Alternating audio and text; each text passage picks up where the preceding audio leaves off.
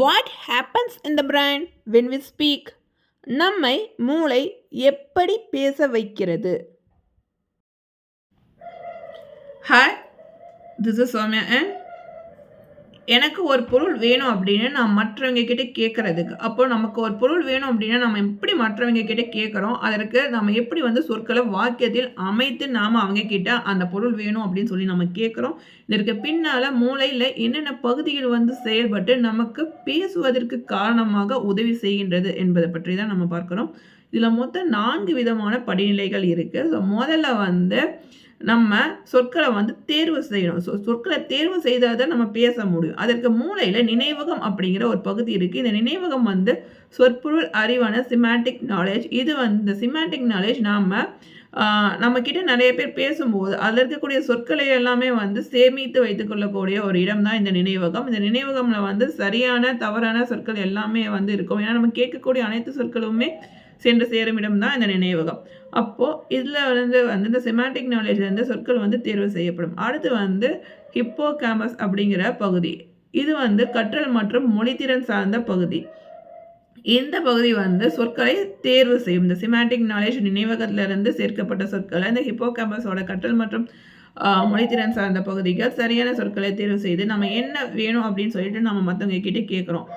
எனக்கு இந்த பொருளை கொடுங்கள், அல்லது ஃபார் எக்ஸாம்பிள் இந்த பேனாவை எனக்கு கொடுங்கள். இந்த பேனாவை எனக்கு கொடுங்கள் அப்படின்னு நான் ஒருத்தங்க கிட்டே பேனா பார்க்குறேன், எனக்கு பேனா இல்லை, அப்போ அவங்க கிட்டே நான் பேனா கேட்குறேன் அப்படின்னா இந்த பேனாவை எனக்கு கொடுங்கள் அப்படின்னு அவங்க கிட்டே கொஸ்டினாக கேட்குறேன்.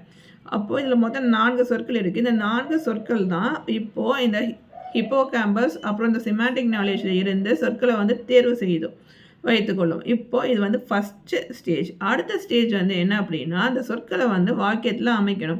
இப்போது ஒரு பேனா வேணும், இப்போ பேனாவை பார்க்குறோம், அதாவது பொருட்கள், இப்போ பேனா பொருள் இந்த மாதிரி எண்ணற்ற விஷயங்கள் அப்போ நான் பேனா சார்ந்து இருக்கக்கூடிய விஷயம் இது எப்படி நம்ம கேட்கலாம் அப்படிங்கிறது கேட்கல் தொடர்பான விஷயங்கள். இந்த மாதிரி ஏகப்பட்ட சொற்கள் அதில் இருக்கும். அப்போ சரியான சொற்களை மட்டும் தேர்ந்தெடுத்து அதை வாக்கியத்தில் அமைக்கணும். இந்த வாக்கியத்தில் அமைப்பதற்காக ப்ரொக்காஸ் ஏரியா அப்படிங்கிற அந்த ப்ரொக்கா பகுதி தான் உதவிகரமாக இருக்குது வாக்கியத்தில் அமைப்பதற்காக. இது சொற்களை வாக்கியத்தில் அமைத்திடும். இந்த பேனாவை எனக்கு கொடுங்கள், இதில் மொத்தம் 4 சொற்கள். இந்த 4 சொற்களையும் வைத்து வாக்கியத்தில் அமைத்தாயிற்று. அடுத்து என்ன செய்யும் அப்படின்னா அடுத்து நம்ம பேசணும். பேசினா தான் நம்ம என்ன சொல்ல வரோம் அப்படிங்கிறது எதிரில் இருக்கக்கூடிய நபருக்கு தெரியும். அதன் மூலமாக தான் நம்ம அந்த பொருளை அவங்க கிட்டேருந்து வாங்க முடியும், அல்லது நமக்கு ஏதாவது நமக்கு என்ன வேணும் அப்படிங்கிறத நம்ம தெரியப்படுத்துவதற்கு நம்ம முதல்ல பேசுவோம். இப்போது நம்ம பேசுவதற்கு நம்மை தயார்படுத்துறதுக்கு ஒரு 4 தசைகள் இருக்குது. அந்த 4 தசைகள் மூலமாக தான் நம்ம பேச முடியும்.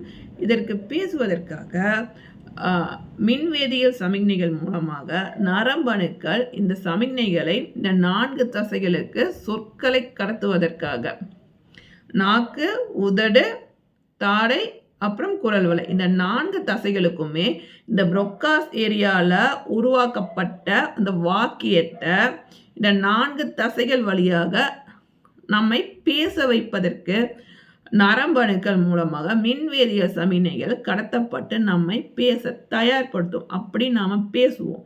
அந்த பேசக்கூடிய சொற்கள் இப்போ இந்த தசைகள் தான் நம்மை பேச வைக்கும். அடுத்து நம்ம பேசக்கூடிய சொற்கள் காதின் மூலமாக வெர்னிக்ஸ் ஏரியா மற்றும் பிற பகுதிகள். அதன் மூலமாக நம்ம பேசக்கூடிய சொற்கள் சரியாக இருக்கா இல்லையா, அந்த சொல்லை எதையாவது தவறு இருந்ததுன்னா அடுத்த சொல்லை மாற்றி அமைக்கணுமா, இல்லை இது வரைக்கும் இருக்கக்கூடிய இந்த வாக்கியத்தையே மாற்றி வேறு விதமாக அந்த சொல்லை சரியாக அந்த வாக்கியத்தை சரியாக அவர்களுக்கு கொண்டு போய் சேர்க்கணுமா அப்படிங்கிறது அந்த திருத்தம் கொணர்வது சரிவர சொல்ல வைக்கக்கூடிய பகுதி அப்படின்னா இந்த வெர்னிக்ஸ்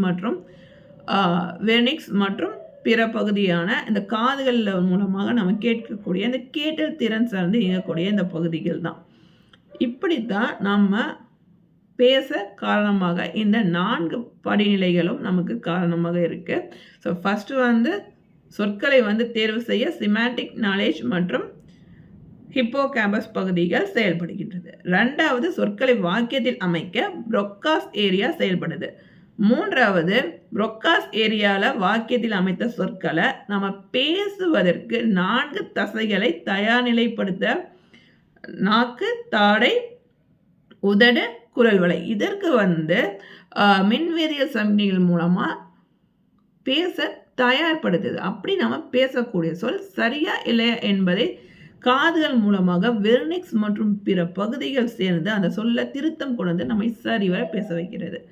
இப்படித்தான் நாம் பேசிக்கொண்டிருக்கிறோம் இவ்வளவு நாட்களாக. இனியும் நாம் இப்படித்தான் பேச போகிறோம். இன்னைக்கு நம்ம எப்படி பேசுகிறோம் என்பதை பற்றி நாம் தெரிந்து கொண்டோம். இதற்கு பின்னால் மூளை எப்படி செயல்படுகிறது, நம்ம எப்படி பேச வைக்கின்றது என்பதை பற்றியெல்லாம் நம்ம பார்த்தோம். அடுத்து நம்ம வேறொரு டாபிக் பற்றி அடுத்த காணொலியில் நாம் பேசுவோம். இதுவரைக்கும் நீங்கள் சேனலுக்கு சப்ஸ்கிரைப் பண்ணலைன்னா மறக்காமல் சேனலுக்கு சப்ஸ்கிரைப் பண்ணிட்டு நோட்டிஃபிகேஷன் பெல் ஐக்கனை கிளிக் பண்ண மறக்காதீங்க. இந்த வீடியோ பிடிச்சிருந்தால் லைக் பண்ணுங்கள். இது யாருக்கு யூஸ்ஃபுல்லாக இருக்குமோ அவங்களுக்கு ஷேர் பண்ணுங்கள். அடுத்த காணொலியை சந்திக்கும் வரை உங்களிடமிருந்து விடைபெறுவது Soumya and bye. Thanks for வாட்சிங்.